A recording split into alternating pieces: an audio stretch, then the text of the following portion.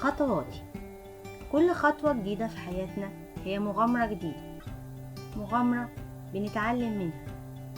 حتى لو اتكعبلنا ووقعنا بنرجع نقف تاني على رجلينا.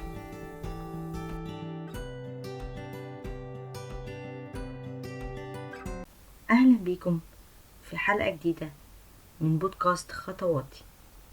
عنوان حلقتنا النهاردة مش راضي. من صغرنا واحنا أطفال كنا بنعمل اللي احنا عايزينه براحتنا واحنا مبسوطين، لكن لما كبرنا اتصدمنا واقع المقارنة. مقارنة باللي حوالينا. بص فلان جاب كام، بص دخل كلية ايه، بص دي لابسة ايه، معاها ايه. فبيحصل كسرة نفس، بيخلق عدم رضا وعدم ثقة في النفس. اشمعنى انا ما جبتش، ما عملتش، ما حصليش زي اللي بيحصل لهم. كل ده جه لما قارنا نفسنا باللي حوالينا، سواء مستوى اجتماعي او مادي او دراسي او واللي ضغط الموضوع السوشيال ميديا.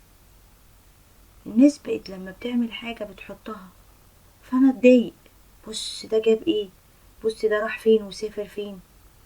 كل ده بيخلق جوانا كسرة نفس وعدم رضا.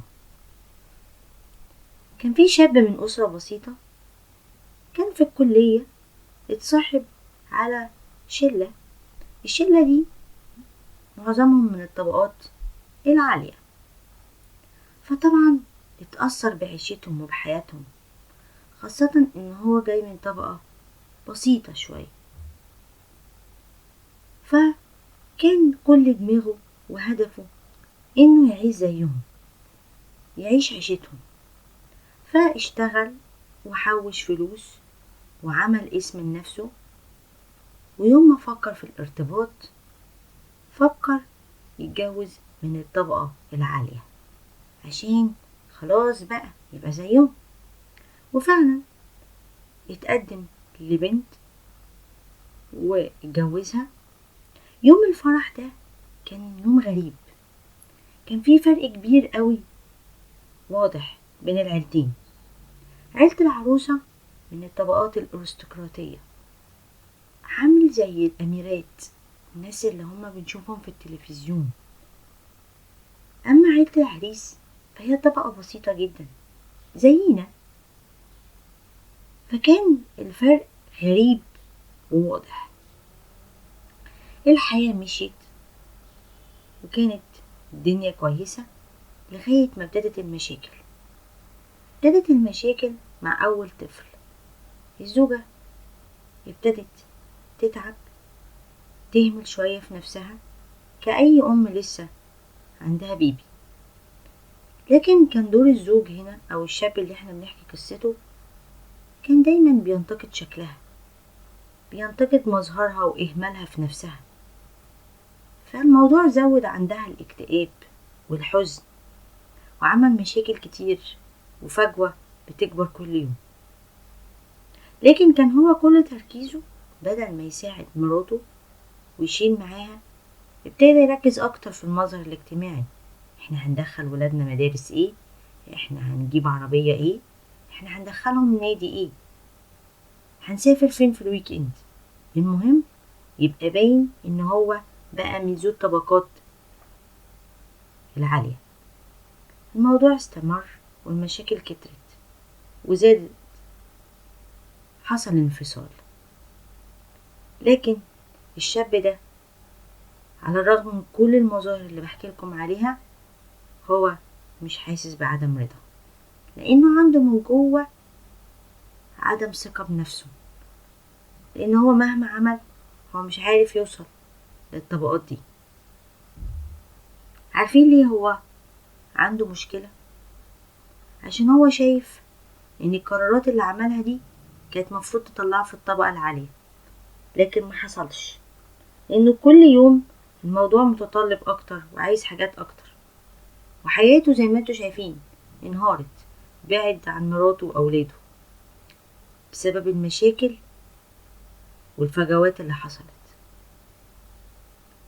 اللي وصله نتيجة قرارات غلط أخدها لأنه كان حاطط هدف غلط. كل ده نتيجة عدم ثقة وعدم رضا. الإنسان اللي بيقارن نفسه باللي حواليه أو الست اللي بتقارن نفسها باللي حواليها ما بتوصلش اللي هي عايزاه. يعني الست دايما تقارن جوزها، بص فلان بيودي مراته فين، بص بيفسحها، بيجيب لها، بيعمل لها، بص مرتبه كام. الراجل هيحس مع الوقت ان هو مش عارف يعمل حاجة، هو مقصر، نفسه بتتكسر، فبيخلق عدم رضا وعدم ثقة، فالحياة ما بينهم بتتعب. الراجل اللي بيقارن مراته باللي حواليها، بصي ست مهتمية بمنظرها ازاي، بص محافظة على جسمها، بص مخلي بالها من عيالها ازاي، بيحصل نفس المشكلة، كسرة نفس وعدم رضا. في كتاب اسمه Of course you can. الكتاب ده لكاتبة اسمها ميري سميث. قصة الكاتبة دي ايه؟ كانت وهي طفلة باباها دايما يقول لها ميري of course you can، انت تقدري. كانت لما تقابل مشكلة في مذاكرتها او في دراستها او في حياتها كان دايما يقول لها of course you can، انت تقدري يا ميري. وكانت ميري الجملة دي هي الحافز ليها ان هي تقدر تعمل. كانت بتعدي من الصعوبات اللي بتقابلها لان دايما باباها يقول لها of course you can. في يوم من الايام بعد وفاة باباها كانت بتشتغل على كتاب، فقابلتها مشاكل كتير قوي، وهي قاعدة افتكرت كلمة باباها of course you can، فخلق عندها ثقة في نفسها، وفعلا عادت المشكلة اللي واجهتها دي. عادت المشكلة عشان لقيت اللي يقويها ويساعدها. احنا كمان محتاجين في حياتنا حد زي بابا ميري يقول لنا of course you can، حد يشوف فينا الحلو، حد يشوف فينا طاقة إيجابية ويديها لنا. طيب لو ما لقيناش حد، في فكرة حلوة أنا مريت بيها. في إحدى الحكماء قال لي إن الإنسان ممكن هو اللي يقول لنفسه كده. طب هيعمل إزاي؟ يعني أنا إزاي هقول لنفسي of course you can؟ إزاي أنا أصلا هقعد مع نفسي في الدوشة والضغوطات اللي حواليا؟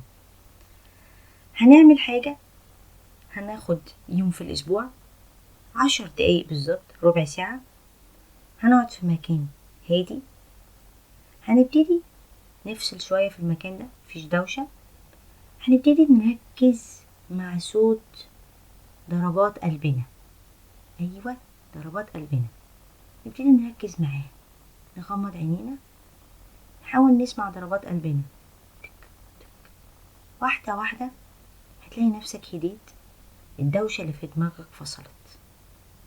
أو بلاش ضربات قلبنا لو مش جايبة معاك، هنركز مع التنفس، مع عملية التنفس الشهيق والزفير.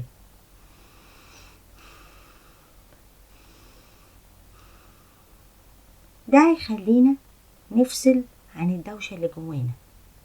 وأول ما تلاقي نفسك فصلت خلاص، ابتدي اعمل العملية دي لغاية ما تفصل دوشة.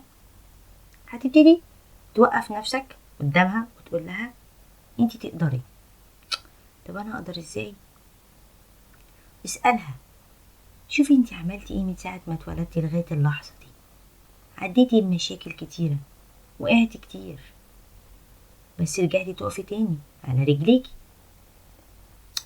بس انا في مشاكل بتضايقني وبتتعبني، بس اتعلمت منها. كل مشكلة مرينا بيها في حياتنا احنا اتعلمنا منها كويس قوي، خلتنا اقوى، خلتنا اذكى، خلتنا احسن. ايه ده؟